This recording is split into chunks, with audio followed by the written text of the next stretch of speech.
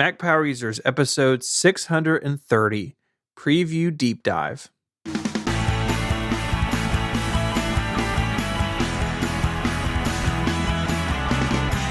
Hello and welcome back to Mac Power Users. My name is Stephen Hackett, and I'm joined as always by my friend and yours, Mr. David Sparks. Hey, Stephen. How are you today? Man, I'm so good. I was telling you right before we hit record, I love these episodes where we go really deep on one thing. Yeah, and, me too. This has been rattling around for a while. I want to thank you for holding down the fort last week. So I got a couple of emails somewhere like, oh gosh, what kind of wild weather has Memphis had this week? Because I missed several weeks ago with the ice storm. But early in the year, we always have our son's annual checkup at St. Jude. That's usually a couple of days. They do a bunch of tests to make sure everything's looking good. He had an MRI, and all of that continues to look great. So Josiah's doing really well. We're now, quickly approaching, it's hard to believe, 13 years since his diagnosis. That'll be in just a couple of months. And he got a good bill of health from St. Jude last week. So that's where I was. And it's always a good day when we get good results back with him. Yeah, I mean, that is such great news. I didn't know if you wanted me to say anything on the show, so I just said you weren't here. But thanks for sharing that good news. It really just made my day when you sent me that text, and we're all there for you and Josiah. Yeah, man. It's funny because it usually coincides about the time of his checkup is when we start the podcast-a-thon planning. So as we record this, I had my first call yesterday about that. So boy, that's just right around the corner again. I don't know how. That'll be in September, but things are good on the home front with me. So thank you for those who reached out and asked. Everything's good. And I will say that the show did not get too unhinged without your guiding hand, but we did get into sharks and more power users. I listened, and I didn't think, I was looking through the show notes, like there's links to sharks in here. What did they do? Yeah. But it's great. Hockenberry is such he's such like a pillar of the Mac community, and he is. It was great to catch up with him. I'm sad I missed it. Yeah. All right. Today on More Power Users, I guess this whole office thing is never going to end. Mm-mm. And because I moved from the bedroom to the kids' room, then the kids' room to downstairs with COVID. Now I've decided to spend money and create some space. You just finished creating space. I want to talk about what I'm thinking about doing in More Power Users today. Awesome. Yeah, we've been talking about that for a while over iMessage. You've sent me some pictures, some diagrams. So yeah, we'll get into that for our members. If you're not a member of Mac Power Users, it's really easy to join. It's relay.fm/MPU. There's a join button at the top of the page, monthly or yearly. If you join yearly, you get a little bit off.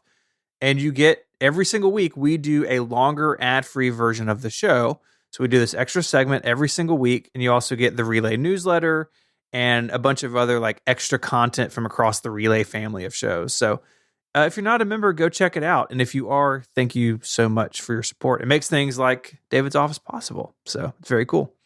Yeah.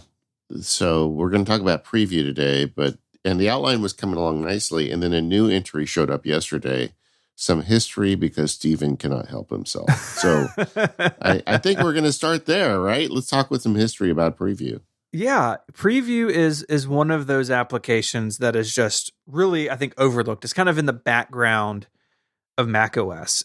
In a way, I think, honestly, some people don't even think about it as its own application, that it's just like something the OS does. Yeah. And it's like, how long has Preview been around? Because it's been as long as I can remember on Mac OS X.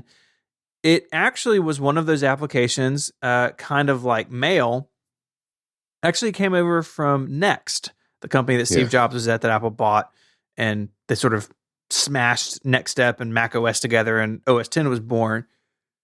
Preview dates way back to 1989. It's almost as old as I am. It is older than some of our listeners, which is wild. Well, I mean, it's a great app, and I think it does such a good job. That's one of the reasons people think it's part of the operating system. When we did our show of apps that need love from Apple, this is one we both agreed that is in great shape, and I think that's kind of what spawned this show. But I also think a lot of people don't realize how broad Preview is how many different things you can do in this free app that's already on your Mac. Yeah. And it's been around so long, but it is so good. It sort of stands out, against some of those other apps we talked about in that episode. Yeah. But like I've got a screenshot of it in the show notes from the public beta in 2001. Like it's been around a long time.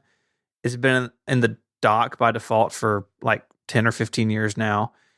And it's just sort of in the background. Like the way I kind of think about it is like I don't know. It's like this pillar of Mac OS that, I mean, in preparing for this, I started to pay attention of how often I actually use Preview, and it's all the time, like multiple times a day. I'm opening something in it just to make a quick adjustment or sign a PDF or something, and we don't even think about it. But this week we're going to get into what makes it so great, and I think one of the things that does make it so great is its simplicity, that it does do a lot of things. Like this is going to be probably a long episode, but if you dig through its preference pane, it's very straightforward and pretty easy to wrap your arms around what it can do. Yeah. And there's a lot of features in there that creep into Preview that used to be on very powerful applications. It just gives everybody who buys a Mac a basic tool set to do a lot of different things. And today we're going to open that tool set and play with them a little bit and talk to you about them. Yeah. Preview got regular updates for a long time. One thing I'm not sure is it really doesn't seem like it has got a lot of updates lately. It's been kind of feature stable for several years now. But it doesn't really matter. There's just so much you can do with this app. And honestly, it feels like Preview is like an underlying technology. Like once you learn Preview, working in Pages, Numbers, and Keynote is very much easier. And it almost feels like a lot of the tools kind of like trade across. Instant Alpha is one that comes to mind. So it's also just kind of an underlying app to understand if you want to be a good Mac user. Yeah, and you'll see real similarities, not only in the way things work, but even in the UI, where and we'll get to the editing and the markup tools. Well, those are now in Quick Look, and they're similar to what's on iOS. Previews. I mean, it kind of feels, this isn't really accurate technically, but it kind of feels like it's a framework more than an application. Yeah, it does have that feel. Absolutely. Yeah. And I will say too, the user guide for Preview, I've got a link to it in the show notes on Apple's website, is really good. And even just going through this as we were preparing the show, I learned some things. I think you did too. Yeah. And it's one of those tools that, we talk about this a lot on Mac Power Users. Apple's first party applications like Notes and Reminders and Safari, whatever, they are designed and built to reach a really broad audience because most people out in the world just use the defaults, right? And those of us who want or need more move to the third-party realm where you have, instead of Reminders, you have OmniFocus. Instead of Notes, you have Obsidian. And instead of Safari, you have Chrome. Preview is one of those applications that I think spans the gamut a bit broader than some of Apple's other first-party applications. Maybe because it's old, like because it's been around. I say that like in a good way. It's mature. It's been around a long time. Yeah. They needed those tools in the operating system. Yeah. And it's different from Mail, which really its birth is about the same time, the late 80s, where the world around email has changed so much and Mail feels like it just hasn't gotten the message. I didn't mean that as a joke, but I'm going to roll with it. I like that. That's good. Thank you. But that has actually proved to be a good thing for Preview. So go check out the resources in the show notes, and we'll start breaking this thing down. This episode of the Mac Power Users is brought to you by 1Password, the world's most loved password manager. Head over to onepassword.com/MPU in all caps to get 20% off. 1Password is the solution that Stephen and I use to manage passwords on our Macs, iPhones, and iPads. The beauty of 1Password is all you need to remember is your 1Password. The application takes care of the rest. So when you go to sign on to new web services, it can create a strong and unique password that can protect you. It's important to have different and unique passwords for every website you visit because if the bad guys hack one site, you don't want them getting your passwords for other sites. And that can be really difficult to manage. But 1Password does it for you. It even lets you determine what kind of password you make, whether it's a series of words that's more memorable or a series of random characters. You can even tell it not to use characters that look alike, like the number 1 and the lowercase l.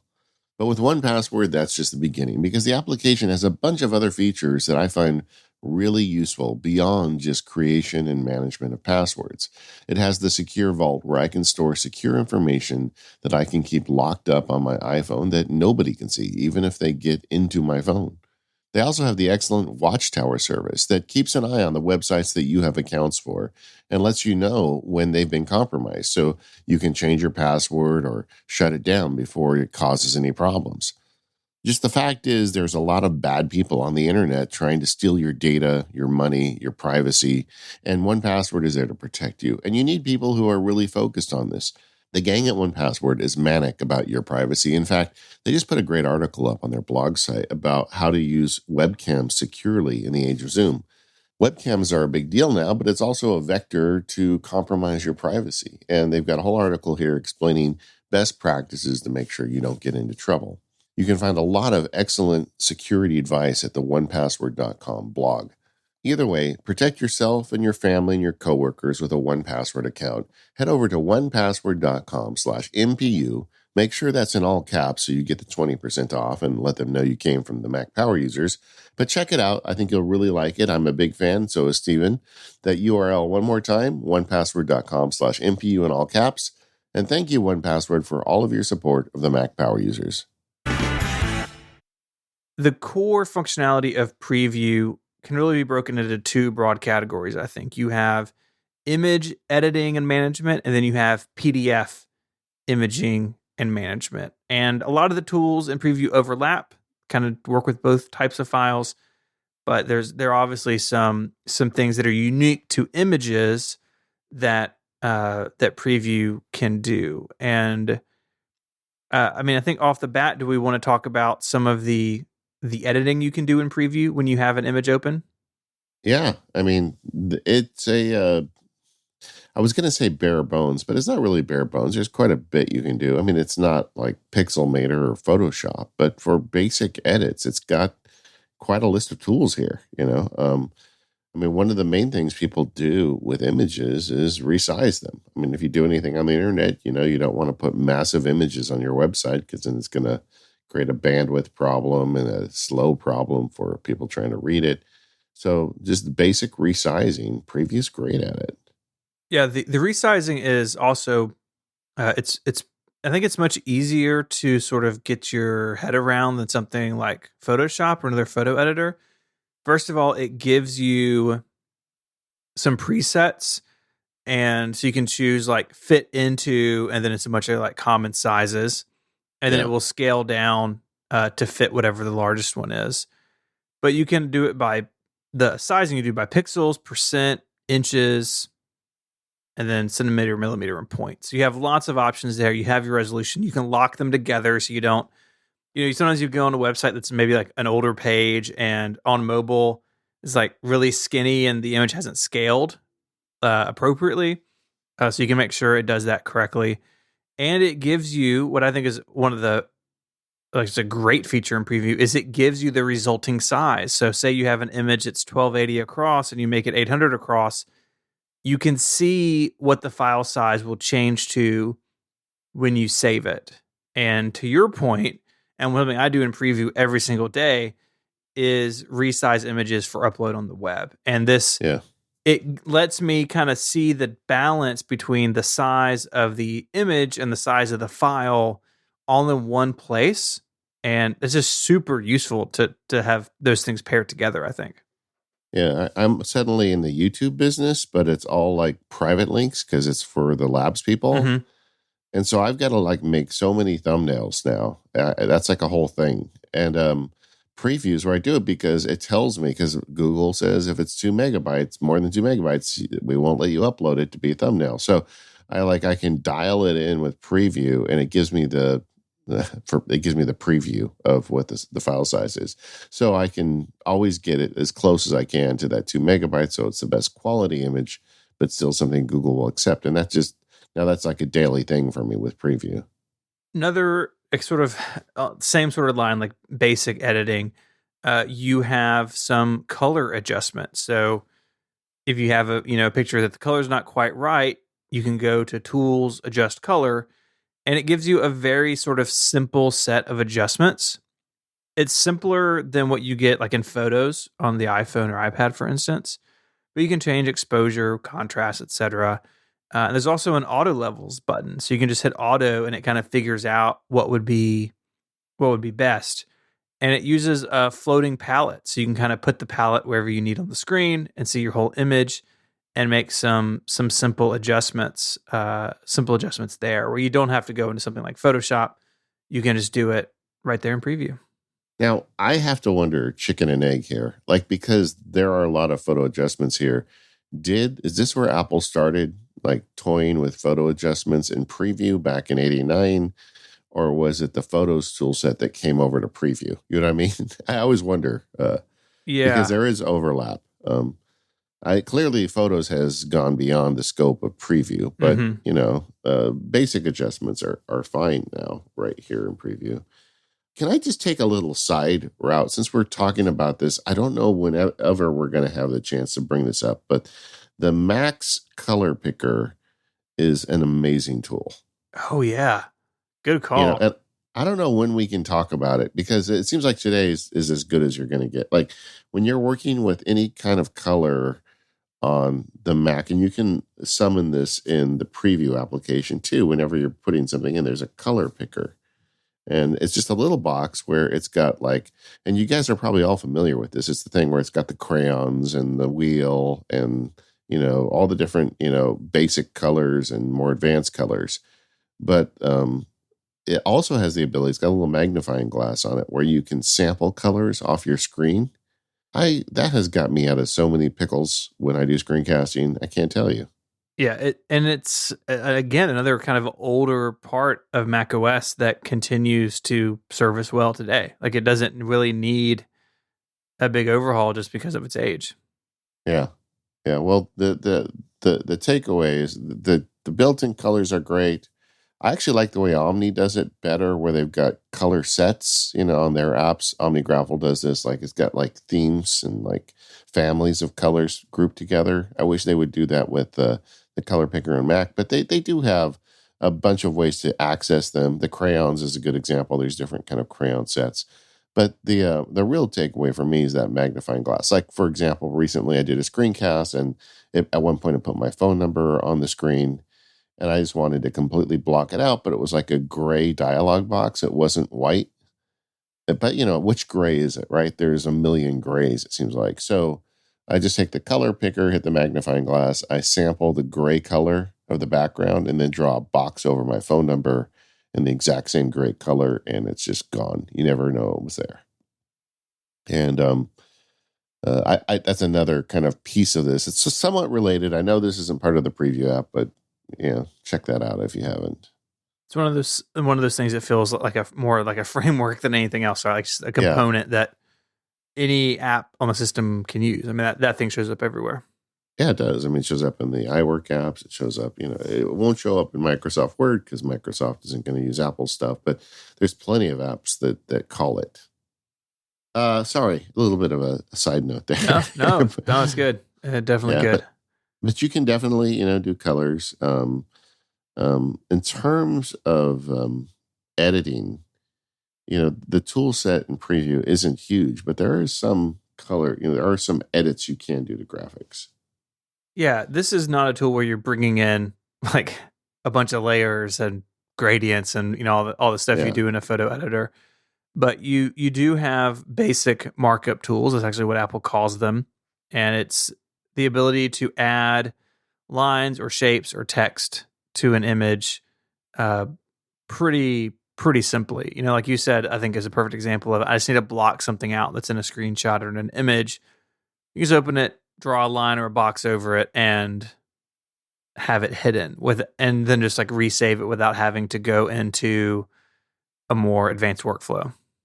Yeah, and I'm a paying subscriber for OmniGraffle. I just got my renewal, and I'm really happy with that app for the stuff I do with it. But for a lot of the like basic screenshots that show up in my screencasts or on MacSparky, if there's like a dialog box with a box around it and an arrow, I made it in preview. I did not go to the big boy tools for that. I just, you can just whip it together so fast in preview. Yeah. Mm-hmm. It's also really good for like, I find that like editing screenshots, like anytime I take a screenshot and I want to just like call something out, you do that. Like, we're going to talk about this Office thing after the show, but I have a plan I made in Home Design 3D, and I wanted to send the contractor a note to say, look, I want an air conditioning vent right here. And I did that. Just took a screenshot of Home Design and drew a big red arrow and just texted it to him. But anyway, it's just, you find so many uses for those little tools. They're basic, but they're useful. One thing to make sure when you're using previews, kind of wrap your head around the way the graphic tool adjustments worked. They've got a line thickness tool, and then they've got a line color tool, and they've got a fill tool, and they're all right next to each other. And whether you're making an arrow or a box, you need all of them, basically. Well, you don't need the fill tool on an arrow, but you need to kind of understand how they all work. And there aren't a lot of options, but there's enough to do basic stuff. So, for instance, if you want to change the thickness, you just click on the line thickness tool, and you'll know what it is when you see it. It's just a bunch of lines, stacked on each other. Mm-hmm. And you just drag down and pick one. It doesn't give you like specifics, like how many points is this? I don't know, but it's a thick line. So there you go. Yeah. Yeah. This is not precision graphic design creation, right? It's mocking something up to send to somebody and kind of move on. Once you learn the markup tools, though, I think they really are effective for like the 95% of what most people need to do most of the time. And they work both in the image mode and the PDF mode. So we'll get to PDFs in a little while, but you have all these markup tools there as well. Yeah. A couple of like just little tricks that I've learned over the years about these editing tools. And one of my favorites is if you're going to crop something or select something and you hold the shift key, it will make that selection perfectly square. So if I'm just dragging a rectangle, it'll be whatever size I draw it out with the cursor. But if I have the shift key held down when I start, it will make that a perfect square or a perfect circle. So if you need to crop something or you're just reducing the size of something, having the shift key held down when you start can make sure that you want it all nice and square. Like cropping an image to make it your avatar on social media or something. And it's something that's pretty quick, but you want to make sure it's square so it all kind of looks good the way it's supposed to. That's always one that I go to. I was just thinking I had that exact same problem. I was going on one of the accounts I'm on, and my avatar image was not square, so it looked funny. And then also on those avatar images, a lot of times it has to really just kind of be your face because it's so small. If you have like your body in there, it doesn't work. So I took a picture of me with my body and just cropped in and held down the shift key and got the face, kind of a close and shot of the face. And that is something you could get a graphics application to do for you, but you could also just do it in preview. Another point to make on the markup toolbar is that it may not show up when you open preview. There is on the main toolbar of preview, there's a little marker with a circle around it. That is what exposes the markup toolbar because sometimes it's just not there. It's like a secondary toolbar.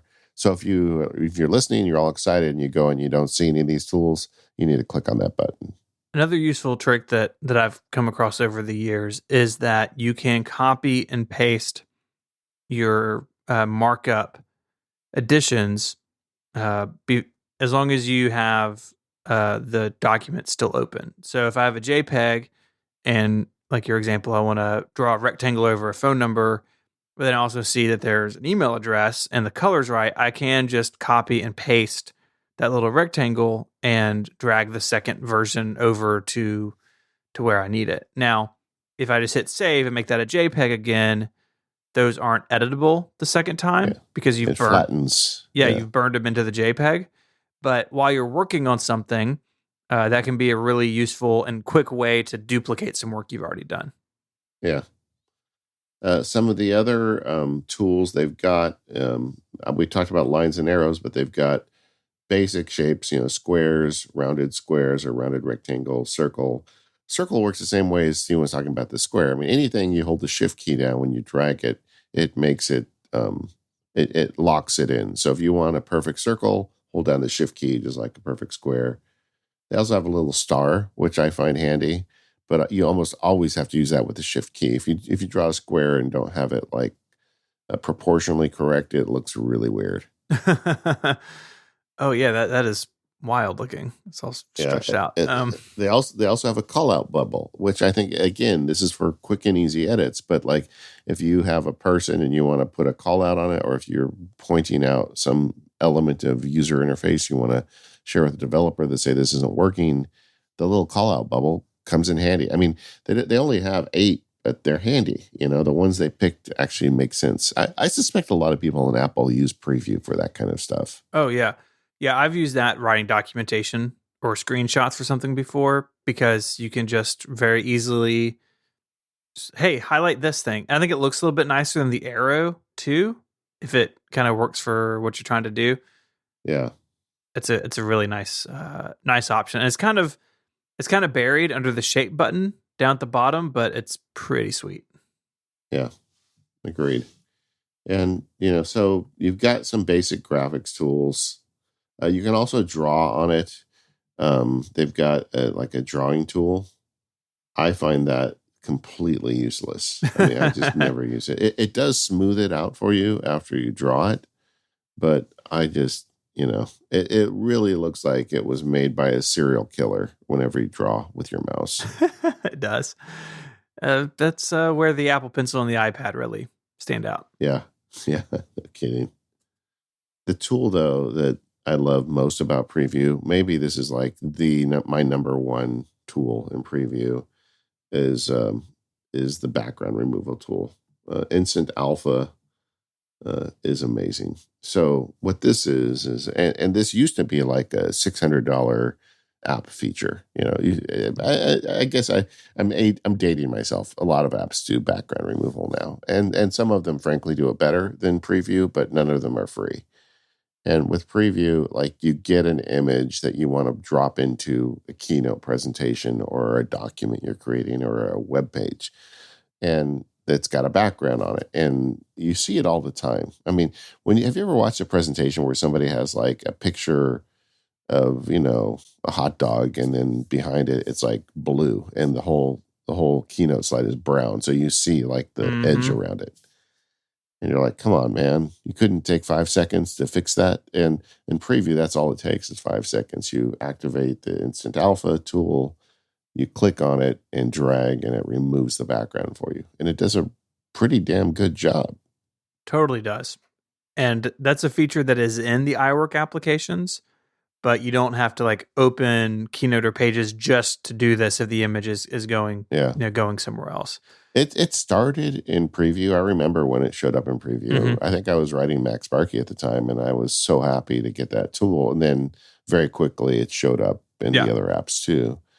But it is great. I mean, and don't get me wrong. Like I said, like I use Pixelmator Pro for the fancier background removal stuff because it like when you have strands of hair and stuff, Preview's not going to get that right. But for most stuff, it's fine. And like one of my favorite things to do when I'm making presentations, I like to use a lot of graphics as opposed to words. I feel like that lands with people better. But so often they have backgrounds on them. Like even if you do a search in like Google Images and type PNG transparent, there's still a bunch of them with backgrounds. And it just takes a second to drop it in and do the background removal. And I know you can do this in Keynote too, but I just find a lot of use for taking the backgrounds off. I even did that recently with Apple has images of the iPhone like frames that you can use. Well, I need to use them in screencasts, But the Apple images have backgrounds on them. They're made for you to lay it up in like Photoshop and then drop your screenshot on top of it.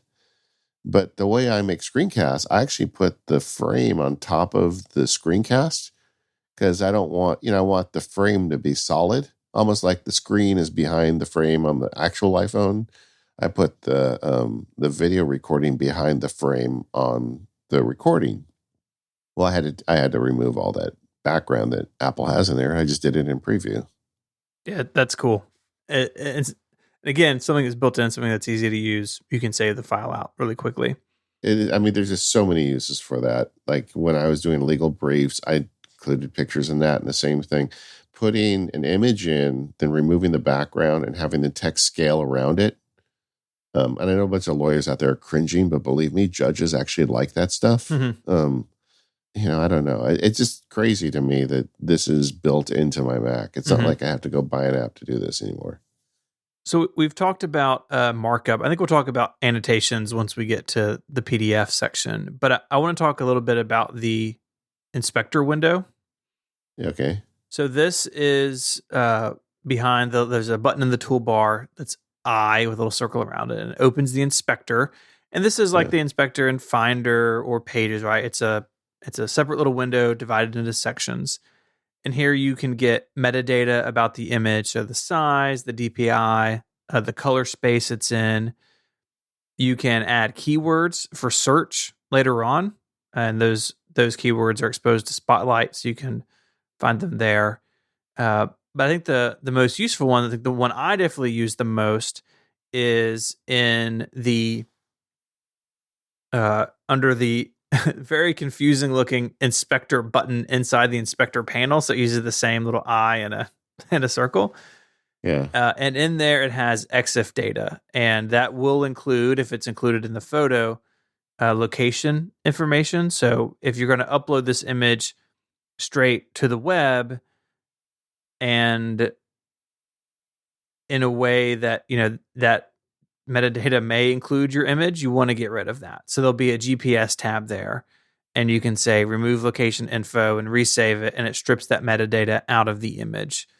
I use this all the time because I do end up posting a lot of pictures like taken with my iPhone, for instance. And if you're uploading to something like Instagram or Discord or things like that, it's going to, they're not going to pass along that data. Right. But if you upload it to, say, your WordPress install, that information could still be there. And so I always get rid of the GPS data, and it's just a couple of clicks away. Really easy to do. I can just save it and then move on.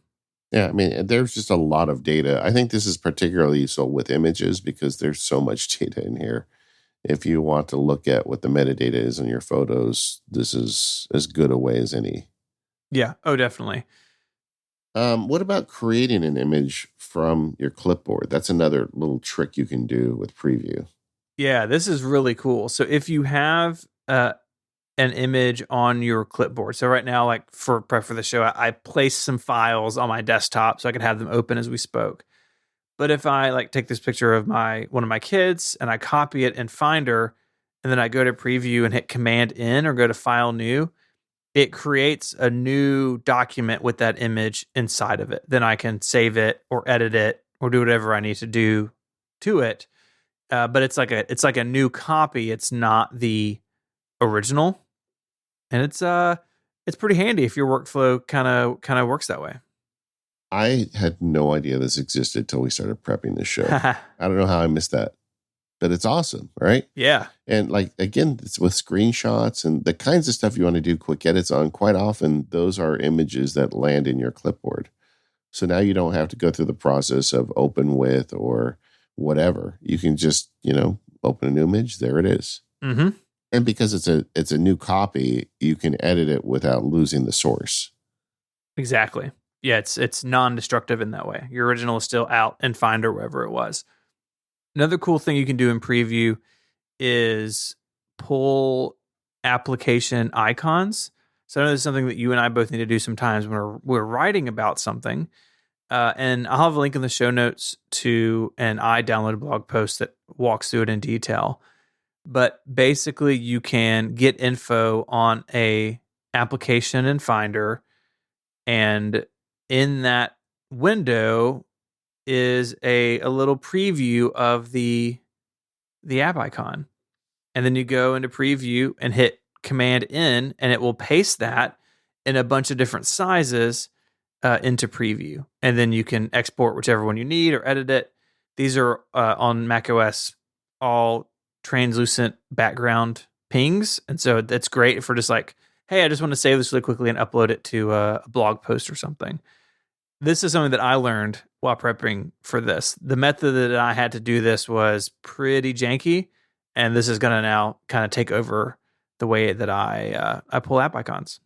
Yeah, and the historic method of like going into resources and like grabbing the icon file from the app, it's an ICNS file. It's a different formatted file, which I think is actually a form of a package because it's going to have different size versions in there. But with this, once you do this, you can export the PNG size of your choice. I mean, I maybe this is just like a podcast or blogger thing, but getting those icons out is real nice. And they are so pretty. I mean, so often these Mac app icons, when you get them on a full like window, they look nice. Yeah, I mean, I think I could see this if you're, working in a company that has an app, or you're trying to pick a platform for something, like, again, going back to sort of like I'm doing it and putting it in a presentation. This is like the best way that I found to pull these icons. Yeah, absolutely. In fact, that's another trick if you're looking for images to include in a presentation. I know this isn't the keynote show, but search whatever you're looking for and then add the word icon at the end, because whether it's ICNS or whatever preview, you can open it and you can export it how you want. And icon files are quite often transparent and look really nice in presentations. Hey, did you see how I did that? We're talking about exporting now. Yeah, that's good. Let's export some images. We've opened them. We've done some editing maybe. Under File Export, you have a wealth of options. You, of course, name your file, put it wherever you want it. But under the Format menu, you have several options. You have HEIC. I forget how we're pronouncing that, but that's the new format that iPhones and stuff shoot in. .heic. Yeah, you can save back to that if you want to. You can save it as a JPEG or the ill-fated JPEG 2000 file format, which I'm surprised is still in preview. I think even Photoshop's gotten rid of that. That was sort of this like weird JPEG offshoot that never really went anywhere. I feel like it'd be more work to take it out than it would be to leave it there. So that's why it's there. Yeah. No one knows what to do with it's basically a JPEG, but it includes an alpha channel like a PNG does for transparency. It's very strange. Of course, you can save it as a PNG or a TIFF file as well. And you can see, like in the resize window, you can see how big your file size is going to be once it's saved. So you got lots of options for export and a good bit of control over what it does. Yeah, and it exports to Photoshop. Now, this is really helpful, like when you're working with people that are Photoshop folks, and they're like, give me the Photoshop file. And you're like, I don't have the $600 Photoshop app on my Mac, And they're like, well, what's wrong with you? How come you don't give Adobe all that money? Well, you don't have to worry about it. Just put it together in preview, export it as Photoshop, and send it to them. It works. And they also support RAW, which is kind of nuts too. Like, I don't know, who's doing RAW image editing in preview? That's one that's almost a bridge too far for me, but it's cool that it's supported. Who knows? Who knows? This episode of Mac Power Users is made possible by our friends at Memberful.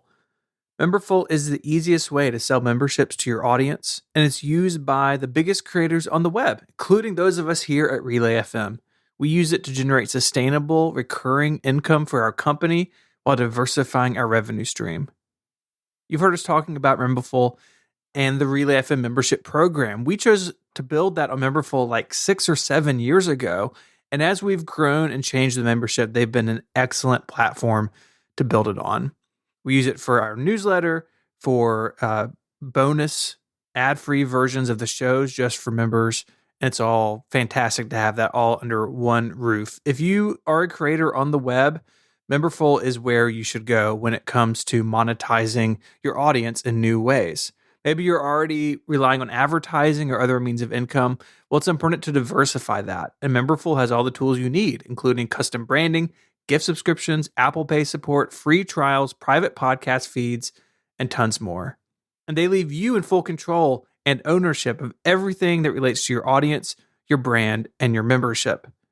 Like I said, you can even send paid email newsletters directly through Memberful without needing to connect to a third-party email provider. These can even be published on a members-only website, which is cool. People can go back and see the archives. There's no additional fee for that when you're signed up for Memberful's Pro or Premium plans. Plus, you'll save money compared to other popular hosted newsletter platforms. If you're a content creator, Memberful can help you monetize that passion. Get started for free at memberful.com/MPU. No credit card required. That's memberful.com/MPU. Go there now to check it out. It could be the start of something really exciting. Our thanks to Memberful for their support of the show and Relay FM. Okay, so we've talked about images. Let's talk about the other big, banner feature of Preview, and that's PDFs. And, it is a good PDF reader and annotation tool. I guess that's the headline here, right? Yeah, absolutely. For a long time, Apple said it was the fastest PDF viewer application in the world.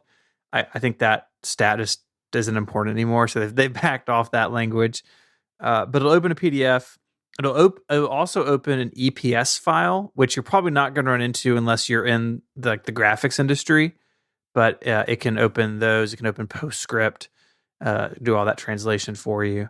I want to talk about its ability to open PDF files because not all PDF apps are created equal in this case. Like doing legal work for so many years, I often had to download forms from secretaries of state for different states across the country. And some of them had put a lot of effort into making their forms in PDF, and some of them had put zero effort into it. And some of them just won't open in some of the commercial PDF apps out there. Mm-hmm. And every time I hit that, and I would open it in Preview, and it always worked. I never had Preview fail to open and properly display a PDF. And what I mean by they wouldn't open the other apps, they would open. They were PDFs, but the form boxes would be all jammed together, or it would clearly not as the creator intended, the way it was right. It was rendering it. Where PDF or Preview always opens the PDFs properly, and if there are fillable forms, they're always accessible in Preview. I just found that if I ever had trouble using a fancy PDF application, that Preview could always open a file. And it wouldn't give me the same tool set, as the fancier ones did, but at least it gave me a version of the form as it was intended to be used. Because, if you have an application that doesn't render it properly, and then, you get the client signature and everything, you send it to them, they're like, well, this doesn't look right. We're not going to accept it. And then you've got to start all over again. Mm-hmm. Yeah. Preview seems very robust in that way. You've got your annotation and markup tools. So we walked through a lot of those, and we were talking about images. You've got a couple that I think are a little bit more PDF sort of focused. You have the ability to save and add a signature. Yeah. And the creation for signatures is pretty cool. You can sign using sign on something, hold up to the webcam on your on your Mac. You can sign on the trackpad, which is kind of like the signing with the mouse cursor. It just never really works. That's bad. And you can sign on your iPhone. So you go to create a signature, you select your iPhone, and then you draw on your iPhone screen to sign. The one that I have, I think I signed with a felt tip marker 15 years ago on an index card, and it's still hanging out in Preview, and it's the one I use to this day to sign PDFs. Yeah. And it remembers, it saves it to iCloud. So if you've got different Macs or you get a new Mac, it's just going to come over with you. I would recommend not only signing your full name, do one where you just sign your first name, Yep. and then do one where you sign your initials. And this is one where I think Preview is probably better than any third-party implementation I've ever seen of this, because you sign on a piece of paper, it actually looks like your signature. And it doesn't just take a picture of it. It creates a PNG of your signature and it removes the background. So when you drop that signature into a document and there's a line, you can still see the line behind the signature. It just, they really got that right. It's like, I don't know, somebody at Apple said, I'm going to do this. And I feel like every other PDF app has to be jealous that, Apple beat them to this. And it's probably an IP thing and whatnot. But I feel like those, that webcam based picture of your signature thing is a killer feature for Preview. The PDF annotation tools. So they've got a bunch that, like, the highlighter is like, it looks like a highlighter went over it. It's like, it's artistic, if that makes sense. When you use a highlighter in real life, it's not completely even as you pull it across. That's kind of the implementation in Preview, which I kind of like. Most PDF apps, it's a block. They draw a rectangle around it that's perfect, and it's not a perfect rectangle for the highlighter. So that's kind of fun. They've got a strikeout tool, which is really useful. Like if you're working on a contract, you want to strike some text out, you can. They've got, the ability to insert text. You can write text on top of it, but that is not as deep as third-party apps. They don't have redaction tools. I guess I'm just unloading as a former attorney here for a minute. But, it's got the basics, I guess is what I would say. If you do, if you spend a lot of time in contracts for a living or documents, you may need to upgrade. And there's great options out there. But I have to tell you, since I have, since I've hung up my law practice, I've been doing almost all of my PDF stuff just in Preview because I don't need the deep tools as much anymore. And the convenience of it is there. Like, I can do a highlight, I can do a strikeout. I've got basically what I need, and the signature tool is killer. Yeah, it really is. One thing that I wanted to ask you about in particular, I know we talked about this when we talked about Pages and using it like interchangeably with iWork. How do these annotations work? Like, say I mark up a PDF in Preview and I send it to you and you open it in some other application. Can you see those annotations, or do you have to use Preview to see what I did? Preview flattens them and puts them in. I mean, Okay. it doesn't usually put them in as a separate layer. And so once you save it, it's in there. Some of the other apps, you can actually save the annotations as a separate layer so someone can remove them. But Preview, everything I've ever done with Preview flattens it. Now that I'm questioning myself as I say that, maybe there's a way around that. But I'm not aware of a way to do that. Okay. But yeah, so it flattens it. So you'll see them. You don't need Preview to see them. Any PDF application will see them, but they're not going to be adjustable once you save it. Cool. I think a sort of like the secret weapon when it comes to PDFs in Preview is the sidebar. And by default, it shows the thumbnails of like any pages you have, but you can change it under the view menu. There's a bunch of options. And one of them is highlights and notes. And so this PDF that I've been using just to reference as we talk, I had made some annotations earlier this week and highlighted some things. And if I go to that view, I can just jump right to any of those annotations. And the sidebar gives me a little preview of maybe what the note says or what was highlighted. That is really cool. So you don't have to scroll through, the whole 18-page PDF if you don't want to. You can just get right to where those annotations are. And I think it's a pretty cool time saver. Yeah, and that's true with most PDF apps. I mean, the distinguishing point here is that this app is free, right? One thing Preview doesn't do that I find super helpful with PDFs is it doesn't do OCR. Like when you open a PDF in Preview, if it's not already OCR'd, it's not going to be OCR'd. Right. And that's where I prefer things like, PDF Pen or Adobe. there's apps out there that will do that OCR for you. And frankly, now with a lot of the mobile scanning apps, they'll do it for you as well. But if you're going to do serious kind of like document review and preview, I would recommend trying to find a way to get it OCR'd before you put it in. Yeah. Yeah. And there's some bunch of good apps on the Mac that can do that. But Preview doesn't do it. I almost never, I took the scanner off my desk and I've just been using my phone to scan. And because I don't get, once again, like my paper consumption has gone down. So it's not that big of a deal to take a camera out or a phone out and just shoot a picture of a document. And most of them do the OCR too now. This stuff has come a long way. Yeah. Yeah, it really has. One thing that Preview doesn't have is the ability to create forms. And we'll get to that a little bit later. But you can fill out forms. So if you download a PDF and you would, maybe in the olden days, you would print it and then get a pen out and write it and then scan it and mail it back. A lot of PDFs you download from the web are fillable forms, and Preview can deal with that. You can click in the text box and type what you need to, select the check boxes that you want, and it's pretty sweet. That's another thing that I've had be wacky in third-party applications, like you mentioned earlier, but Preview always seems to load them correctly.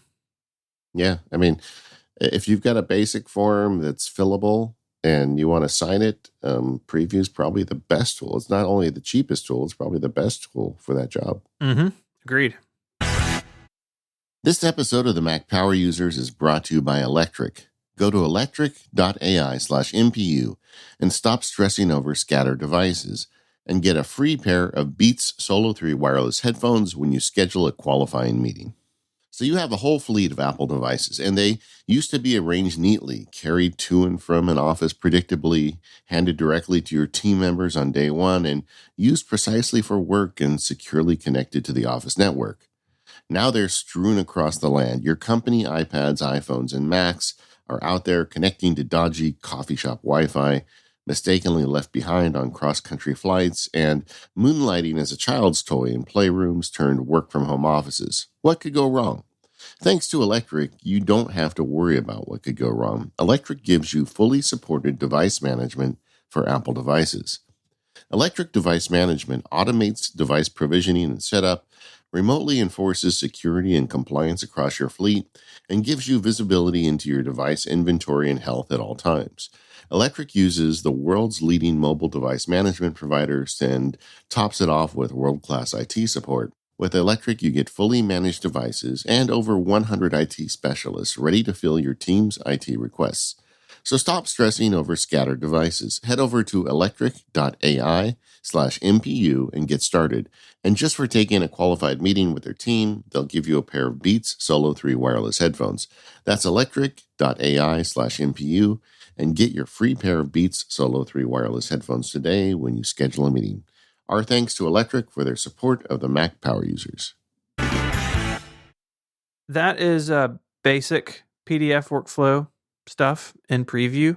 There's some advanced things too, and one that people may not be aware of is being able to password protect or set permissions on a PDF. So I've run into this before, like say that your accountant sends you a PDF or your bank and they have set a password.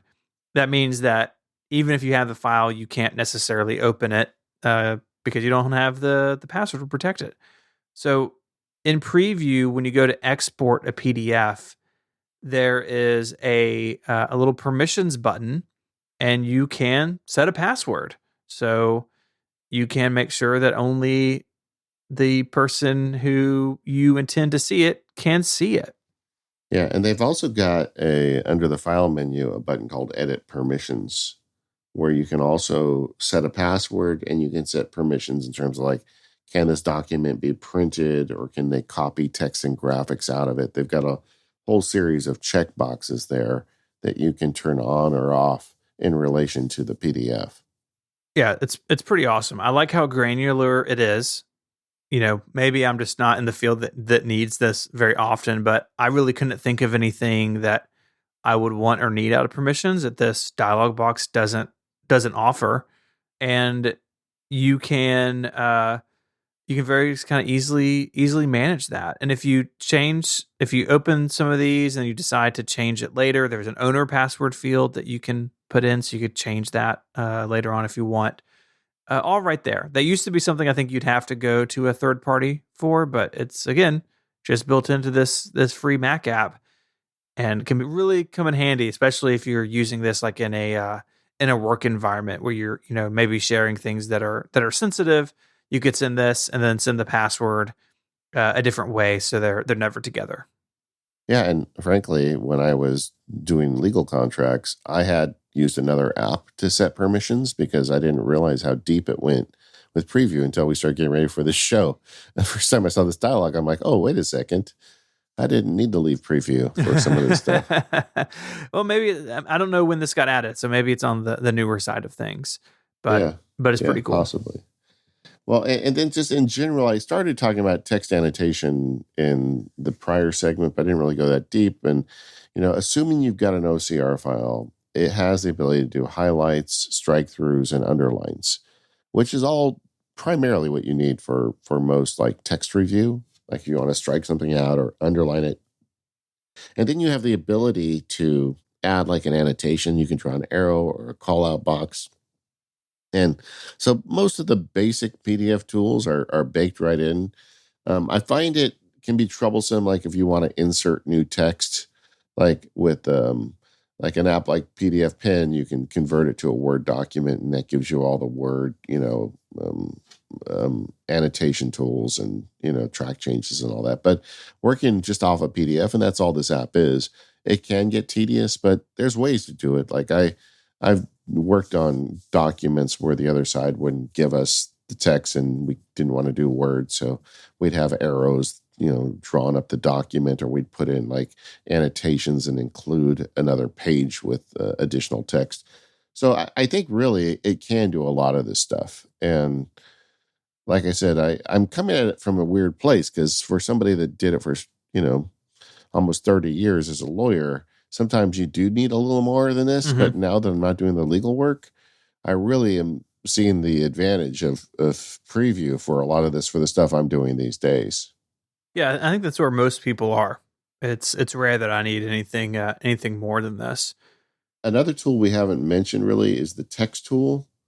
And the text, I find it a little counterintuitive for some reason, like because you hit the button and it drops a text in the middle of the screen, and it's the default text size, which for most people is black and small. Mm-hmm.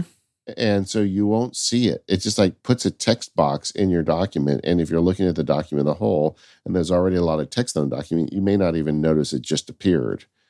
So then you hit it again, and before you know it, you got like 5 letter A's in the center of the screen, and or text boxes. And so what I do is I always make a point to set text formatting before I put a text box in. Like when I'm writing on documents where I want people to change things, I usually put the text in red. And then you can do all of that under the text tool, which is the far right of the toolbar. And you set all that up first, then you insert text. And if you forget to do that, you can always go back, select the text box, highlight it, and change the formatting. But it's easier to set the formatting first. And then once you get it in, then you use the trick Stephen was talking about earlier, Command C, Command V, or Command D to duplicate. So you just copy it and paste it. Yeah. And then you've got the formatting right, so then you can just start typing in. But I feel like when you're using text, it's a bit counterintuitive in terms of how to get the formatting, and sometimes people don't even realize that the text box are showing up. I've definitely had that. It's like, oh, it didn't do it, and then I have 3. It's weird, and it's been that way as long as I can remember. So yeah, Forever, that's a good point. Just keep an eye out, because it's always going to show up somewhere where you can't really read it, which is a bummer. Yeah, I almost wish they had put the text formatting and the text creation box under the same button, or at least next to each other, because they're actually separated on the toolbar. But the power tip there is just set the formatting before you add the text, and it'll be easy. And it's not impossible to go back and fix it later, but I find it much easier to do the formatting first. Yeah. I want to get back to the sidebar a little bit. because Okay. with PDFs in particular, it can be very, very useful. So here, my example I've had up is a 26-page PDF, and I can use the sidebar to drag and drop and rearrange pages in the PDF, just like you can in Keynote, where say, oh, I want this slide to be after this slide. You just click and drag it. Yeah. That's all there in preview, and it works as you would expect. But it also has a couple of cool tricks. So if you have a page or a group of pages selected in the sidebar and you drag them out into Finder, it will make a new PDF out of just those pages. And it just gives it a name, like puts like dragged in the file name. It's a terrible name. It's so bad. It's like, yes, I dragged it over from preview. That guy took an early lunch that day. Yeah. Oh, it's so lazy. But it's pretty cool. And there's definitely times where I just maybe need to like send a signature page to somebody. They don't want their whole 8-page PDF back. Yeah. And you can just drag it out or rearrange it. You can also use it to take a page from one PDF and insert it into the other. So you can take it out of the sidebar of one and then drag it into the sidebar of another. And they get, the pages move out of the way. So if you want it between pages 9 and 10, and you move the cursor there, it kind of makes a space, and then you drop it, and it is there in that PDF. This is kind of, I think, an underrated feature in Preview.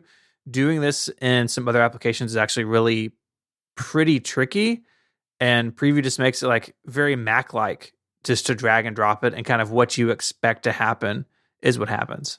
Yeah, another law story. I guess that's inevitable whenever we talk about that's PDFs. Okay. But yeah, I'd work on these contracts, and I would make them and render them in a really clean PDF, and I'd send them to the other side. And I think the other side would like feed it into a fax machine, and then they would give it to their dog, and then they'd sign it with a broken pen and take a picture with like an iPhone 3GS and mail it to me. So I'd have these horrible looking signature pages. And they'd send me the whole contract like that. And I'd always just drag the signature page into the clean one. So we had actually a clean contract and then a really ugly signature page. In fact, usually I would keep the blank signature page too, plus the bad signature page. Mm-hmm. So you could see it all and keep it there. But that's really helpful. Also, if you're going to use PDFs in other applications, maybe you're going to drop it into a Word document or a Pages document or a Keynote slide or whatever. It works the same way. You just pull them out and then you can add them. It just makes it really easy. And it's not removing the page from the source PDF. It's just making a copy of it. As the saying goes, it's dragged. It's dragged. That kills me. Yeah. Oh, man. Yeah. Super useful, though. You can also take pictures in it. Like when I used to do my expert witness examinations, I would always like just have the applicable paragraph on the screen so we could talk about that. And I would go like next level and just take a screenshot of the paragraph. But I would do it from Preview and then just take the screenshot and drop it in Keynote. There's a lot of ways to pull this off, but just having a real bare bones, rock solid, reliable PDF application just gives you a lot of options. Yeah. What about forms where they don't have them pre-filled out for you? So you can use the text tool to kind of fake it. And I've definitely done this before. We're like, name, there's an underline. I just get a text box. I have to put my name in it. I kind of drag it over to where it's supposed to be. And if I save a PDF back out again, and I send it to somebody, it has all the information where it would be. It's definitely nicer if they have done the forms, but you can still totally do it manually. It may just take a little bit more time. But, a lot of people don't have a printer or don't have a scanner. Of course, you can use your phone for the second. But totally able to like just kind of put your stuff where you need it. I've even done it, David, where like I type like a little X and like line it up in a box so it looks like I checked it. Yeah. Totally works. I want to talk a little bit about exporting a PDF. So we mentioned the permissions a second ago, but you have other options as well. If you set your format to PDF, you can create those permissions, set them how you want. But there's also some filters. Most of these probably aren't that useful. You have like save it as a black and white PDF or blue or gray tone or change the lightness. Well, actually, those are kind of useful. Okay, I want to hear about these then because I didn't understand the need for them. Sometimes people will take a picture and they'll take it as a JPEG or an HEIC of a document. And then when you bring it in to make it a PDF in preview, it still has a lot of grayscale in it, because it was an image. And by converting it to black and white or cutting down the grayscale, you can really clean up the look of a document. So I don't need it very often, but occasionally that's useful. I mean, we've all had these weird PDFs we get where it's just full of grayscale because it started life as something other than a clean PDF, like out of an application. Mm-hmm. So yeah, okay. Use those once in a while. Okay. One that I don't know how I hadn't seen this in the past, but one of these filters is reduce file size. Yeah. This is extremely useful if you were scanning something. And sometimes when you scan something, the PDF will be like, 18, 19 megabytes, even bigger, easily bigger. Can't email that very simply. And Adobe Acrobat for years has had an option to save a PDF as a reduced file size and basically flattens the images and does a bunch of stuff to really crank down the file size. But you can do it here as well. In my testing, it's not quite as good at reducing size as Acrobat is. But if you're not paying for Acrobat and you have Preview for free, it does a good enough job for most things. And again, I don't know, I think I just always ignored the Quartz filter drop down on the export pane, but here it is. And a lot of people have that, I think, scenario where this PDF is just bloated and I don't need it this big. Well, now you can pretty quickly change that. Yeah, no, that I was going to say good enough earlier, and you said it too. I mean, I don't think you need to buy Adobe Acrobat for that feature. I mean, maybe you've got other stuff you want to do, OCR or whatever. If you're just looking to reduce file size, the one built in is fine in Preview. Mm-hmm. Another thing to talk about with Preview that I think people do get confused about is the document model. And this kind of comes out of a big movement at Apple. What was it? Was it Lion? I guess it was Lion. Yeah. Yeah, you wrote it in the outline. It's Lion. Yeah. But yeah, Apple, for the longest time, they followed the traditional model where the menu bar said save and then save as, right? Mm-hmm. And that was kind of the way a lot of us grew up using computers. Microsoft Word still uses it to this day, where if you want to make a copy of something, you would save as, and that would leave the original intact and then allow you to kind of fork the document in essence. But starting in Lion, Apple changed that, and the save as button went away and the duplicate button showed up. Yeah. It's weird, and it's not implemented, like you said, you brought up Word, which is maybe the best example. It's not consistent across applications, but it does give you, I guess, some flexibility that just like file save as didn't necessarily bring. Well, I mean, the problem with the old model is you forget, right? And you're like, well, I'm going to use this as a template to make another one. And then you work on it for an hour and you realize, man, I forgot to save as. So I just destroyed the original. Yeah. And you had the easiest way around that, speaking as someone who has experience, is you save as then, but then you go to the original one that you worked on for an hour and you hit Command Z until it won't press anymore, which is that's really not ideal either. No, because you're always like 3 steps away from being the original again. Yeah.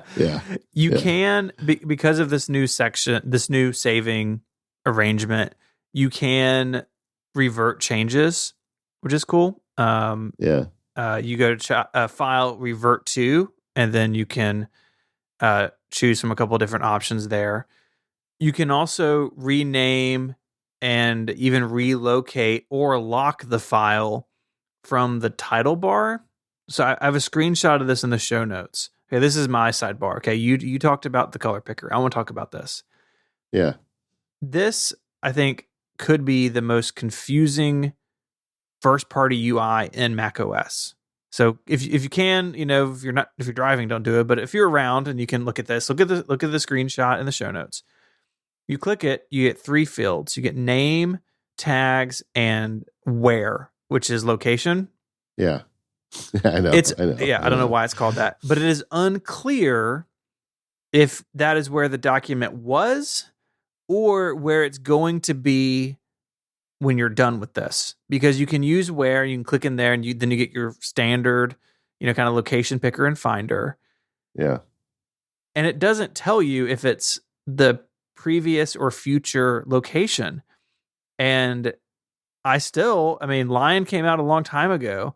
I still find this UI confusing at times because it doesn't give me the idea of state of where the file is.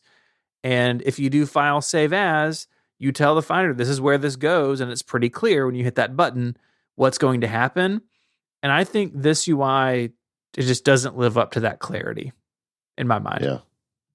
Well, I guess there's a couple things to say here. First of all, you're really talking about the proxy icon kind of kerfluffle. And for whatever reason, Apple took the proxy icon out, where you have to now hover on the label, even in preview, to make it show up, which is bananas to me. And the proxy icon, I love it. So one way you get around the whole new weird file management system is you just drag the proxy icon off the document onto your desktop and hold down the option key, and you create a copy of it there. So that really helps. But the thing that you're taking issue with here, I feel like, is this label where, right? It's like, what does that even mean? Like, I think location would be such a better name for it, because what that reflects is the current location of the document. And if you go in there and you select a new location, you just moved the document to that location, which I think can be kind of handy to do from the toolbar. But it is, you're right, totally unclear as to what you're doing. And I think the only reason it doesn't say location is because there are too many letters in the word location and the way they set this box up. That would be my guess, because they've got name, tags, and where, and all of them are about the same length. Yep. Yeah. Where? What a goofy was UI. there a meeting for this? I feel like there probably was. Yeah, I don't know. But it was too short. I don't know. So if you're duplicating a lot of files or saving different versions in preview, just pay a little bit of attention, because it does work. It works the way that some of Apple's other apps work, but it doesn't work the way that a lot of third-party apps do, because this was never, and we're down the weeds, I apologize. This was never enforced by Apple. So Microsoft Word doesn't have to do this, right? Apple's like, we're changing the document model, and a bunch of developers are like, a lot of developers did buy in, but a lot of them are like, yeah, no, we're not going to do that. And to me, it stands out in preview because very often I'm making changes and then I want to save it as a different file name or something. So I hit this one pretty often. You know what I found? I was just thinking about this. My behavior became since the Lion has shipped, because I do a lot of document stuff, especially up until the end of last year, where I'd be like doing corporate minutes and I'd have to make a new set, and I would start with the old set. And what I would always do is, at this point, is I would go in the Finder and just select the documents and just hit Command D in Finder and duplicate them in Finder and rename them there. And then I would open them in Pages or Preview or whatever. I think this model really pushed me out of like that sort of file management from within the application. The new document model meant I just stopped using it. And if I look at my behavior, it's largely I would go to the Finder, because I have a really cool trick with Alfred where I can easily find the folder of anything. So it just took a couple keystrokes to get into the folder and then just duplicate it there. Yeah. Which I don't think is what I think Apple's trying to get away from people doing that. But it pushed you into it. Yeah. I never really thought about it, but just like sitting here thinking, wow, how did I handle that? Well, I just almost always went in the Finder now. You just ran away from it. No, I get it. I totally get it. They could do better with that. I don't know how you get out of that, because they've gone down the rabbit hole, and I don't know if they're ever going to come back out. It's been a long time. Lion what was about this lock button? Yeah. This lock button. Do you ever push that? No, I don't. Never. Yeah. It's very strange. The tags is cool, like but you've heard my rant on tags because if you use mobile devices, the tags aren't really that good. But it is cool that they made a way to put tags on the document very easily. I like that. But I just feel like a lot of this stuff got like 80% of the way there and they never finished it. We had a question from a listener who was in a situation when they would open Preview, it would always have like a previous earlier file open in it. Yeah. And I did some digging into this. There are a couple of things that sort of interact with this new document model that could be causing it. In the general preference pane and system preferences, there's an option to have apps reopen the documents that it had open last time it was closed. It's called Close Windows when quitting an app. The name does not really explain what it does, but there's some little helper text there. The arrow I put on this screenshot, done in markup and preview. But it could be that option has gotten funny for you, so you could uncheck it, quit system preferences, go back in and recheck it. But it may also be that something is wrong in like the library of your user folder, that it has gotten stuck in there as like, this is Preview's saved application state. And you can go in there, it's user library saved application state. In there's a Preview folder. You could delete that folder, relaunch Preview, and that may take care of it as well. I couldn't replicate this on my machine to like guarantee that this is a fix, but one of those two things should help if you have Preview like always opening the same PDF or image anytime you open it, even though you've told it not to. Yeah, it's sad though that you've got to like go through that. Yeah, it should be easier. Yeah, but sometimes those things get stuck. This episode of Mac Power Users is brought to you by Squarespace, the all-in-one platform to build your online presence and run your business. From websites and online stores to marketing tools and analytics, they have you covered with everything you need. Squarespace means your website is backed with world-class engineering, and you don't have to become a web administrator to do it. You don't have to worry about patches or upgrades. Their award-winning 24/7 customer support is there if you need any help. And their suite of tools makes it really easy to build a website from the ground up. You start with the professionally designed template, customize the look and feel, the settings, the products you have on sale. Everything is just a few clicks away. Lets you quickly and easily grab a unique domain name. Plus, they have everything you need for SEO and email marketing to help get your ideas out there. I just started building a Squarespace site for a friend of mine. He started his own business during the pandemic, and it's been going really well, and it's kind of time to build a website to find some new clients. And so we are using heavy use of the photos features in Squarespace. You can create these really awesome looking galleries. He's always professional photography done, and we're really get to show it off on his website. And my buddy's been really happy with it, and I think he's going to find it to be a successful project. So head on over to squarespace.com/MPU for a free trial with no credit card required. And when you're ready to launch, use the offer code MPU to save 10% off your first purchase of a website or domain. That's squarespace.com/MPU. When you decide to sign up, use the offer code MPU to get 10% off your first purchase and to show your support for the show. Okay, so there's one thing, Stephen, I've been sitting on my hands this whole episode because Preview does all the cool stuff we've been talking about, but Preview is also really automator friendly. You can do some cool automations with Preview. Well, you can if you use Automator. Yeah, yes. I mean, I'm deep in the shortcuts for Mac Field Guide. There's not even they don't even have automations or shortcut steps, actions for Preview, but Automator does. Thank you, Sal. And so Automator has a bunch of cool stuff, like that thing you were talking about earlier about shrinking the size of PDFs. You can create an automation with Automator where you just right click it and press it, and then it automatically reduces the size. They've got there's just a lot you can do if you go on Automator, and I can't help but feel like those actions are going to make their way over to the shortcuts for Mac soon too. At some point, I think that was one of those things of this is the first year, and we spoke about this back when shortcuts was introduced. Like, there's just more stuff to be done, but having an automator definitely makes it accessible. You can save those things as workflows. You can put them right in Finder. Yeah.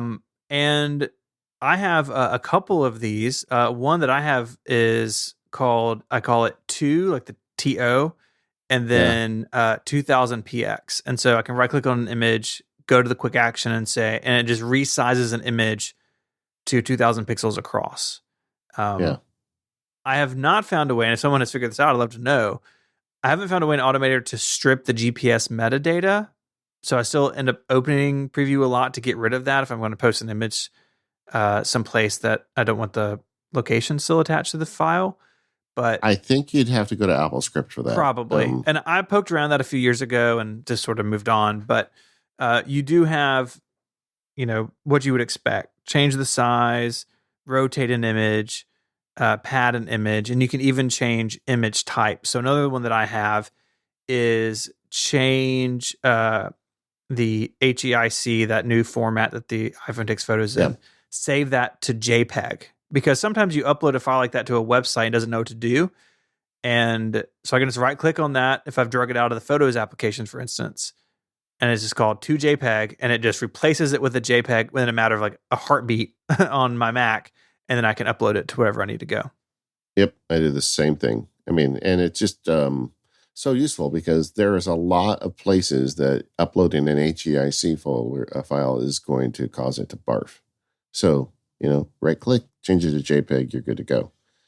PDFs, there's a bunch, you can compress it, like I talked about earlier. You can automate the encryption process. I just see Sal Segoyan's fingerprints all over this thing. Yes, me too. Extract odd and even pages. That's like Sal, like eating a sandwich going, hey, wouldn't it be funny if I could just take out just the even pages, right? Hey, some of that's really useful in like page layout workflows. Oh, yeah. Yeah. And, Preview sort of has that. Preview to me has this feel of like, I mean, it is an old Mac app, but like an old Mac app, right? Like a classic Mac app where a lot of things are really built around these particular workflows for print professionals. And like I did a lot of that in high school and college. And sometimes you just need to pull out all the even pages, and it's pretty cool. And I really look forward to the day that these automations are pulled into shortcuts, and it's just a matter of time. I mean, we did that interview almost a year ago now about this with someone from Apple. They were like, yeah, like this automator stuff will eventually find its way into shortcuts. And whenever it does, I think it'll be a good day. Yeah. And it really is an app that I feel like, there were meetings back in the day with Steve Jobs in the room saying, how do we make this Preview app better? Because it was just so kind of critical to the Mac, and the Mac was the only product Apple sold at the time, right? Mm-hmm. Whereas I don't think that Tim Cook is sitting in meetings about Preview anymore. No. And so some of this legacy stuff, I think, comes from those days. Another very cool automation that they've got built in Automator, and I've got a tutorial on this on MacSparky. I'll dig up the link before we publish. Is you can make watermarks, and it's trivial, and you can set it so it puts it diagonal and makes it, set the opacity so you can see through it. And quite often I would just save a PDF document to the desktop, right click it, apply the watermark, and then send it off. And the idea, I almost 100% of the time used it for drafts. Like if I write a draft contract, I don't want somebody signing it because it's a draft. It's not done, and so you put the word draft in big block text across the middle of it, then they don't do that. But yeah, automation is cool, but it's in a weird state right now. Yeah. I mean, you still got all the Automator tools. Presumably at some point, Automator is going to disappear. And according to Apple, by then all this stuff's going to come over. I think one of the reasons why the Preview stuff didn't come over immediately is because Preview's not on mobile, but we're going to talk about that in a minute. Yeah. Let's talk about some alternatives. When is the time that you step up to something more robust, more professional? Yeah. Well, I mean, I think we've been outlining the limitations as we went through the show today, but I'll do PDFs and you do images because I've spent so much time with PDFs. Like if you want to do Bates numbering, or if you want to do redactions, and like if you want to apply OCR, all those limitations I talked about through today's show, there are apps out there that do that. And if that's how you pay for your shoes, you probably need to get the better one. Mm-hmm. But I still feel like even when I was paying for my shoes writing contracts, there was a place for preview because it opened the forms no matter where they were, no matter how badly they were coded. So I feel like it still is in your tool belt, but it's kind of like the difference between, a hand saw and a power saw. And when you're running out of options and you just aren't getting what you need with PDF annotation, you up your game, you get the better tool. But I really think for a lot of basic stuff, preview has got to a point where it's enough. Yeah, I totally agree. And really, I have other PDF applications, but it is extremely rare that I end up having to use them, especially since I have now, discovered the ability to shrink the shrink file size and preview in that export pane. Yeah. Yeah. It's kind of fun to say that I'm not using the high end PDF tools as much as I used to either. Yeah, man. Yeah, it's awesome. What about images? Yeah, I think for images, it really comes down to like the difference between tweaking an image, making adjustments, and doing image creation. So if you need to bring in multiple layers, you need to really cut things out with precision. The instant alpha is good, but if you need to do that by hand, or if you need the ability to manage a lot of like related assets, because with Photoshop you can link layers and you can have a library and you pull in the files and without having them like actually in the document linking, that sort of thing. Then you're looking at something like Photoshop or Pixelmator, which I also have a machine, the excellent Acorn, a lot of good options. But Yeah. I kind of feel like the image use is maybe a little secondary to PDFs, especially as Photos has gotten so much better on the Mac, where it has far more editing capabilities than Preview does. And I mean, 90% of the images in my life are in Photos, right? They're not in Finder. And so a lot of my like real, quote unquote, real photo editing, I can just do in Photos now. But if you're doing creation or, really kind of intense manipulation, Preview is probably going to run out of steam for you. Yeah. And to be honest, I do very little image editing in Preview. For me, it's the quick and dirty annotations for like blog post screenshots. That's the kind of stuff I do in Preview. Let's talk a little bit then. Where do you go, with this stuff? I guess you said Acorn and Photoshop are your two big ones? Pixelmator and Photoshop are my two big ones. Yeah. I mean, Photoshop, because I learned it in school 100 years ago. It's like I already paid for Adobe, so I have it. But Pixelmator Pro and Pixelmator Photo are great. Pixelmator Pro, it feels more like Preview. It feels like Preview's kind of bigger sibling because it's very just Mac-like in a lot of ways, as is Acorn by Gus Mueller. But Pixelmator kind of sticks a little bit better for me. Yeah, I really like Pixelmator Pro. I mean, I just can't. I like that they've added all the artificial intelligence stuff. Like, and I know that's not the topic of today's show, but like, if I have an image that's at low res and I want to scale it up bigger so I can use it like as a wallpaper or whatever, it does a great job, and it is super automation friendly too. And the background removal stuff is amazing. Like, they have a shortcuts action. I just shot this for the shortcuts for Mac Field Guide, which I'm still working on it. But anyway, they've got a shortcut action. Just remove background. Take an image, use their artificial intelligence to remove the background, and it does an amazing job. And so anyway, I really like Pixelmator Pro for images. And then for PDFs, I use PDF Pen for years. I still use it because I like their OCR engine, and I like their ability to turn it into a Word document when I need to. I think that's really cool. Another one that I really like is PDF Viewer, which I think is a really good app. I think it's maybe an up-and-comer. And then I've talked about Liquid Text on the show before, but that is my beloved. I mean, if you do research and you work with PDFs, you need to look at Liquid Text. It's a totally different thing. It's not really what we've been talking about today, but it is. I want to see more people make apps like Liquid Text. Yeah, it's kind of its own category almost. Yeah. So yeah, lots of good options out there for you. On the PDF side, of course, you also have Acrobat, which if you're paying for Adobe, you probably get in your plan, or you may get in your plan. And if you are creating forms for people to fill out, Acrobat, I still think is the best thing out there for that. But not everyone has that sort of responsibility at work to make fillable forms for people. So, but it's there if you need it. So let's talk about why Preview is not on the iPhone or the iPad and what all that means.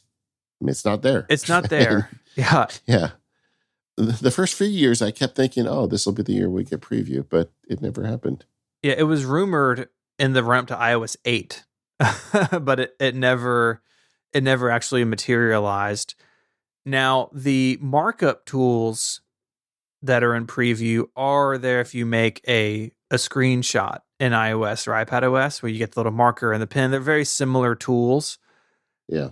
And you also have Quick Look. So if you're in shortcuts or files, someplace like that, you can Quick Look a PDF or an image. But those are sort of like, back to our conversation earlier, framework kind of system level things, not its own standalone application. And I think especially in the iPad, it would make a lot of sense. Think about that sidebar and dragging things in and out. It's very iPad-like now as well. As the iPad has picked up all those technologies. Yeah, it's kind of strange to me that they haven't brought it over. Yeah. So you've got to kind of roll your own. I mean, they do have the markup tool, which I think is really handy on the iPad and a good implementation of it. But there's also a ton of very powerful apps that can do things like remove backgrounds. And I mean, PDF annotation really is the whole game at this point is on the iPad anyway, as far as I'm concerned. If you have a good iPad, PDF annotation is a lot easier on that device anyway. Oh, yeah. And the pencil it's like made for it. Yeah. Yeah. But, overall, the reason we gave Preview a whole show is because there is a ton of depth to this application.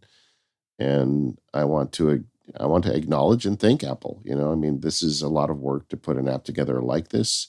I don't think it was like, if you looked at the original plan for Preview, they had no idea it was going to get all these tools.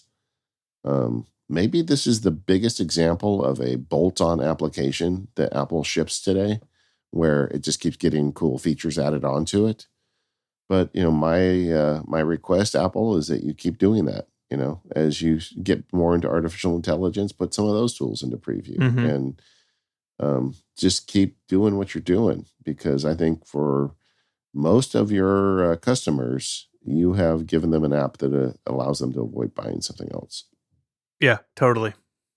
It's good. It's really good. What can we say? It's been like this constant companion on the Mac for the whole OS X era. And yeah, it was a lot of fun to dive into it.